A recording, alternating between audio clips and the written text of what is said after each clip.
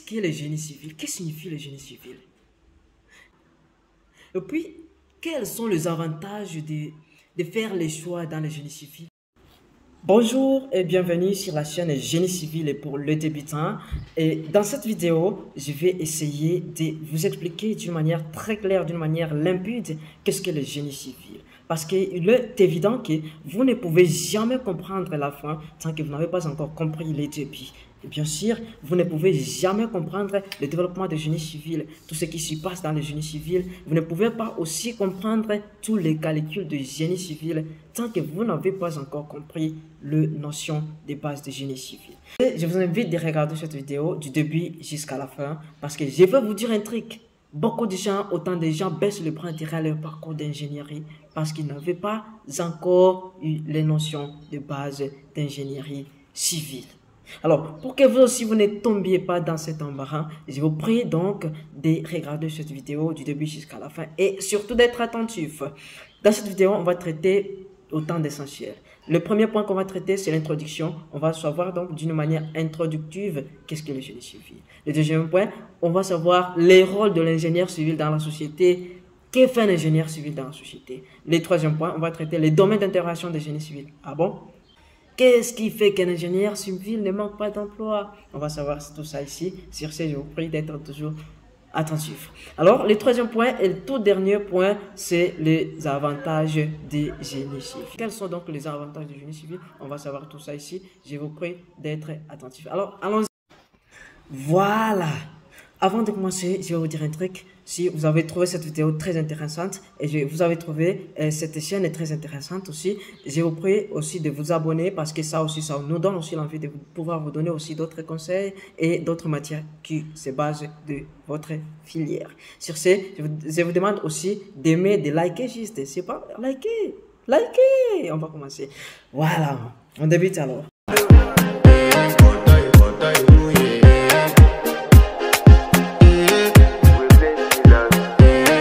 To flex my love, I want impress. Et bah, d'une manière claire, le génie civil englobe deux mots. Il y a le génie et le civil. On va savoir qu'est-ce que le génie et qu'est-ce que aussi le civil. Le génie, c'est quoi? Le génie, ce sont les arts. Ce sont les techniques d'ingénierie. Cela veut dire, quand je parle de techniques d'ingénierie, cela veut dire donc toutes les techniques. Toute donc la manière qu'on utilise pour réaliser un immeuble, par exemple, pour réaliser, ou soit pour construire une maison, tu vois, pour construire une route, pour construire l'aéroport, toute la manière là, c'est ce qu'on appelle du génie. C'est du génie tout cela. Alors qu'est-ce que le civil? Le civil, c'est quoi? C'est un citoyen. Un civil, c'est un citoyen. Un civil, c'est toute personne qui vit dans une société, c'est ce qu'on appelle civil. Et je crois bien sûr que vous aussi, vous êtes un civil. Ah oui, bien sûr, parce que vous vivez dans une société. Alors, par rapport à tout cela, on peut déjà définir le génie civil. Le génie civil, c'est quoi? Le génie civil, c'est l'ensemble des techniques de réalisation, des infrastructures civiles. Donc, toutes les techniques là qui nous mènent à une structure quelconque, c'est ce qu'on appelle le génie civil. Alors, les infrastructures sont assez dans le génie civil. Parmi elles, on peut citer, nous avons la route, nous avons les ponts, le barrage hydroélectrique, nous avons aussi les aéroports, les ports, il y en a autant. Et si vous en avez autres, vous pouvez même énumérer toutes les structures, toutes les infrastructures du génie civil dans les commentaires. Et vraiment, ça me fera de mieux écouter aussi si vous êtes débutant. Si vous êtes aussi quelqu'un qui est déjà évolué dans le génie civil, je vous prie toujours de suivre ces vidéos parce que ça va vous donner aussi de l'envie de continuer dans le génie civil. Alors, on va passer dans le troisième point, plutôt le deuxième point qui est le que fait un ingénieur civil dans une société. Allons-y. To carry my love away to a place she loves. Vraiment, quand vous avez choisi le génie civil, vous avez fait un bon choix. Et cela témoigne vraiment que vous aimez la société. Parce qu'un ingénieur civil, c'est celui qui aime la société. Je vais vous découvrir ici pourquoi l'ingénieur civil, c'est celui qui aime la société, franchement. Alors, les rôles de l'ingénierie soit de l'ingénierie civile, soit des ingénieurs civils dans la société, c'est quoi? Premièrement, si la société a besoin de la protection, c'est grâce à vous, l'ingénieur civil. Si la population a besoin d'eau, c'est grâce à vous, l'ingénieur civil. Si la société plutôt a besoin des transports, donc se débarrasser d'ici vers là, c'est grâce à vous, l'ingénieur civil. Je vais vous dire, premièrement, que fait un ingénieur civil dans la société? Premièrement, il s'occupe de la conception. La conception, c'est quoi? Je vais vous donner un exemple. Si dans une société, il y a carence d'eau potable, il y a manque d'eau potable, un ingénieur civil se met assis, il cogite comment rebondir à cette épreuve, à ces problèmes. Alors dans ce cas-là, il conçoit comment alors, où est-ce qu'il va trouver de l'eau, en plus de cela, comment construire des infrastructures afin donc de répondre aux besoins de la société. Quel besoin? L'eau potable, avoir l'eau potable. Dans ce cas-là, vous allez constater qu'il s'occupe de la conception des ouvrages. Oui, après avoir passé à la réalisation, l'ingénieur civil fait quoi? Il exploite. Donc, il y a une étape où la population exploite alors toute la conception et la réalisation d'un ingénieur civil. Donc, dans ce cas-là, les habitants puissent alors de l'eau, hein, ils se jouissent. Dans ce cas-là, vous allez voir que c'est vraiment waouh, quelque chose d'exceptionnel. En plus de cela, la réhabilitation des choses. S'il y a par exemple de panne quelque part, il y a eu, c'est pas de dégâts quelque part, un ingénieur civil, c'est celui qui directement, après avoir conçu, après avoir réalisé, après avoir exploité, il peut y avoir des pannes, lui va là et les réhabilite. Il rénove cet ouvrage. Dans ce cas-là, ça va aussi revenir dans son état initial. Alors, tout cela, vous allez constater que tout cela, c'est juste pour répondre aux besoins de la société. Et vous-même, vous savez que la société a plusieurs besoins. Elle a besoin de la protection, par exemple, si c'est le cas d'une maison, un immeuble quelconque, vous allez constater qu'il y a des dégâts qui peuvent y survenir. Alors toi, ingénieur, tu vas lutter contre tous ces dégâts. Tu vas lutter contre aussi des carences, tout ce qui peut causer problème dans la société. C'est toi qui vas résoudre les problèmes là. S'il s'agit de transport, tu vas quitter d'où vers où, dans ce cas-là, c'est toi qui vas concevoir plutôt comment donc rebondir à ces problèmes, comment donc transcrire, comment donc se débarrasser de ces problèmes. En faisant quoi? En construisant soit des routes, soit des voies simples. C'est à toi. Alors tu vas concevoir, en plus de cela, tu vas réaliser, en plus des réalisations, tu vas faire quoi? Tu vas exécuter. Après avoir exécuté, tu es prêt aussi à faire quoi? À rénover dans les cas de dégâts, soit à réhabiliter dans les cas de dégâts. Et je vous dis bien sûr, de cette partie, un ingénieur civil, c'est celui qui protège, qui se met à protéger et aussi à répondre aux besoins de la population dans les sociétés quelconques. Sur ce, je vous prie d'être attentif. On va voir alors le point qui suit. Le point qui suit, c'est le domaine d'intervention de génie civil. On va voir donc pourquoi un ingénieur civil ne manque pas d'emploi. Vraiment, c'est du waouh. Est-ce qu'on vous a déjà dit un jour qu'un ingénieur civil ne manque pas d'emploi? Si oui, quels sont les domaines d'intervention de génie civil, les 5 domaines là d'intervention, grands domaines d'intervention de génie civil qui font à ce qu'un ingénieur civil ne manque pas d'emploi? Lesquels? Et sinon, restez juste, on va voir pourquoi un ingénieur civil ne manque pas d'emploi. Et bien, en génie civil, il y a 5 domaines, je dis bien 5 domaines qui font à ce qu'un ingénieur civil ne manque pas d'emploi. Ou soit, ce sont les domaines qu'un ingénieur civil intervient dans la société. Le premier domaine, c'est quoi? C'est le domaine des structures. Le premier domaine de structure, cela veut dire, les structures, c'est quoi? Structure, cela veut dire donc les immeubles. C'est par exemple les immeubles, donc la route, les aéroports, les quoi. Tout cela, ce sont donc les structures. Ils construisent donc. Alors, deuxièmement, le deuxième point, c'est quoi? C'est la géotechnique. La géotechnique. Alors, la géotechnique, c'est quoi? La géotechnique cadre avec les sols. Dans ce cas-là, on va étudier les sols. Et vous savez, toutes les structures, toutes les infrastructures de génie civil se reposent au ciel? Ah non, sur les sols. Dans ce cas-là, l'ingénieur civil doit savoir, doit étudier l'importance du sol. Il doit savoir quelles sont les roches qui composent les sols, et quelles sont les parties du sol, après des syllabes et autres choses. Voilà la géotechnique. Un ingénieur civil étudie les sols.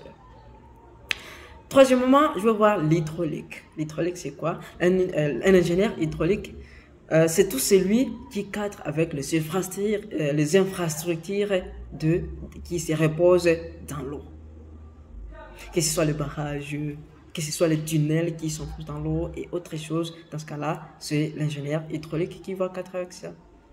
Tu vois? Dans ce cas-là, le génie civil aussi, un ingénieur civil aussi étudie l'hydraulique aussi. En plus de ça, continuons, on va voir aussi les domaines des transports.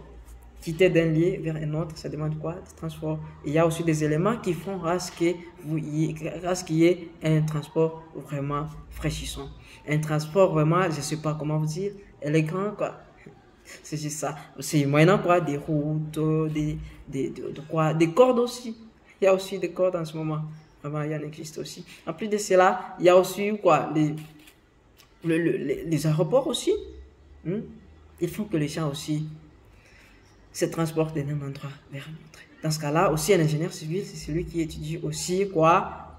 Qui étudie aussi dans le domaine des transports. Aussi l'environnement et l'urbanisme. Vous allez constater que n'importe quel immeuble, plutôt n'importe quel ouvrage, n'importe quelle infrastructure d'ingénierie civile se repose dans une société, dans la nature. Alors, un ingénieur civil se met à étudier l'urbanisme et l'environnement afin de pouvoir, par exemple, si il s'agit d'un immeuble, comment positionner l'immeuble afin que la lumière, que ce soit la lumière, que ce soit aussi quoi, l'air aussi puisse pénétrer dans la maison. Parce que par exemple, dans le cas de l'immeuble, vous savez que l'aération aussi, cela vient. Imaginez si dans une chambre, il n'y a pas d'aération. C'est du flou, hein, dans ce cas-là. Et aussi, l'ingénieur civil, c'est celui qui se met à concevoir, à réaliser des ouvrages pour répondre aux besoins du client. Si le client voit que dans une chambre, il n'y a pas d'aération, c'est quoi? C'est dit, waouh, un autre jour, tu n'auras pas vraiment d'emploi. Voilà les 5 grands domaines d'intervention du génie civil. Et vraiment, je vous prie de regarder la vidéo suivante parce que je vais vraiment expliquer ces choses. Un ingénieur hydraulique, c'est quoi? On va voir un ingénieur instructeur, c'est quoi? On va voir un ingénieur de transport, c'est quoi? Dans la nouvelle vidéo. Sur ce, on va voir aussi l'étape très importante, la toute dernière étape. C'est quoi? Les avantages du génie civil.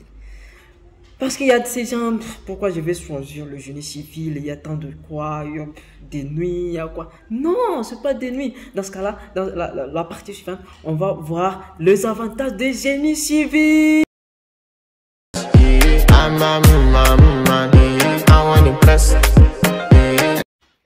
Est-ce que vous savez vraiment que vous avez fait un bon choix, le génie civil? Bah oui, pourquoi pas? Le génie civil a tant d'avantages qui pourraient quand même vous sauver la vie, qui pourraient quand même vous faire la facilité de trouver de réaliser vos prévisions, soit vos visions, bien sûr. Et si on va découvrir les avantages du génie civil, alors, y a-t-il quelqu'un qui peut quand même se pencher dans une filière quelconque sans toutefois savoir les avantages de cette filière-là? Si vous en faites, franchement, c'est pas bon. Vous devez nécessairement vous renseigner quels sont les avantages afin que vous y exploitez d'une manière précise et aussi sereine. Alors, le premier avantage du génie civil, je crois bien sûr, compris le type de domaine, soit les 5 domaines, les 5 grands, bien sûr, domaines d'intervention du génie civil. Vous pouvez quand même en citer. Bien sûr, il y a l'hydraulique, les structures, l'environnement, l'urbanisme, mais nous avons plusieurs choses, plusieurs domaines. Il y a aussi la géotechnique et autre chose. Alors, imaginez, si vous n'avez pas compris la géotechnique, soit si vous avez compris la géotechnique plus que d'autres domaines, vous allez vous pencher directement dans la géotechnique lorsque vous aurez alors franchi l'étape de bac. Parce que si vous n'avez pas aussi compris l'urbanisme et autre chose, vous allez aussi vous pencher dans peut-être la filière, soit les domaines que vous avez bien compris. Que ce soit dans la géotechnique, que ce soit l'hydrologie, vous allez juste vous pencher, vous allez choisir alors votre filière propre que vous allez comprendre. que vous avez vraiment, précision, et ça, j'ai vraiment maîtrisé. Ça, j'ai vraiment maîtrisé. Vous allez juste vous pencher. C'est ça l'importance aussi des génie civil. Alors, c'est quoi? La première aussi, la deuxième, disons quoi? La deuxième avantage du génie civil, c'est quoi? La facilité de trouver les emplois. La facilité, bien sûr, de trouver les emplois. La population, donc la société, quelque part, manque de l'eau. C'est toi l'ingénieur. On va nécessairement vous appeler. Et il est bon d'étudier, bien sûr, parce qu'il est vraiment, comme disent les Français, qu'il n'y a rien d'impossible. Si vous trouvez quelque chose de difficulteux, vraiment, vous devez nécessairement vous donner la facilité de trouver un emploi. La deuxième avantage des génie civil, la facilité de trouver un emploi. Cela veut dire, après avoir terminé votre bac, s'il y a un job quelque part, il y a moyen, donc, que ce soit donc dans le secteur privé. Quand je parle de secteur privé, cela veut dire lorsque tu vas juste être un chef de chantier quelque part, dans ce cas-là, sur le secteur privé. Que ce soit dans ce secteur privé-là, que ce soit dans le secteur public, comme les entreprises qui travaillent dans une entreprise, vous allez justement trouver un emploi. Parce qu'il y a tant d'entreprises qui demandent d'autres d'emploi, qui lancent des offres d'emploi plutôt. Directement, vous allez aussi vous en trouver et vous allez trouver aussi votre boulot, pourquoi pas. Alors, c'est ça aussi l'avantage du génie civil. L'autre avantage, c'est la protection de la population. Vous, le génie civil, vous allez protéger la population. Imaginez que les gens meurent de quoi à cause des eaux potables et que vous êtes là. Dans ce cas-là, l'ingénieur civil, vous allez traiter ces problèmes-là. Vous allez protéger cette population. Donc, aussi, votre avantage, c'est aussi de pouvoir aider la population ou protéger la population. Alors, autre avantage qui est la plus importante, c'est quoi? C'est la facilité de monter aussi votre entreprise propre. Après 2 ans de carrière, après soit une année de carrière professionnelle, dans ce cas-là, vous allez aussi vous trouver expert, vous allez aussi être vraiment expert et vous allez aussi enclencher votre entreprise et vous allez aussi engager d'autres gens inférieurs à toi, que ce soit inférieur, qu'ils soient plutôt... pourquoi? Ils ne sont pas inférieurs quand même, vous êtes quand même tous au même niveau. Vous allez aussi engager d'autres gens. Par exemple, toi, je vais vous donner un exemple. Par exemple, vous êtes vraiment expert en matière de structure. Vous faites vraiment le dimensionnement, vous dimensionnez vraiment des choses, vous êtes expert vraiment en calcul. Alors que dans la matière de la géotechnique, là, vous êtes faible. Et aussi, aussi l'architecture, là, vous êtes faible. Il fallait quand même engager d'autres gens afin que vous soyez unis comme un noyau d'atomes, afin que vous puissiez exploser et directement atteindre vos objectifs. Voilà vraiment les avantages du génie civil. Franchement, d'ici, vraiment, je tiens à vous remercier parce que vous nous avez vraiment aidé, votre vision et vraiment nous a aidé. Sur ce, je vous prie vraiment d'être attentif dans mes vidéos parce que ça vous aide, j'espère bien. Et si vous avez trouvé vraiment d'essentiel ici, je vous prie juste de vous abonner. Regardez en bas. En bas là, il y a s'abonner. Follow. Abonnez-vous juste et puis vous allez aussi, vous n'allez pas vraiment manquer d'autres vidéos de moi et en plus de cela aussi qui vont vous aider dans votre filière d'ingénierie et qui vont vous aider aussi à continuer dans... Alors, je dis merci à vous qui avez pu regarder cette vidéo jusqu'à la fin. Sur ce, je vous prie juste de vous abonner si vous en avez déjà fait. Merci beaucoup et likez aussi la vidéo. Et si vous avez vraiment d'autres commentaires, veuillez écrire ça dans les commentaires plutôt parce que ça va aussi m'aider. Ça va aussi m'aider à m'améliorer et aussi à pouvoir aussi vous donner d'autres sujets. Parce que si vous avez un sujet vraiment qui est maltraité, que vous n'avez vraiment pas compris, veuillez juste écrire ça dans les commentaires. Je verrai comment vous donner une autre vidéo qui ressemble à votre occupation. Sur ce, merci beaucoup. On se reverra dans une autre vidéo. Ciao.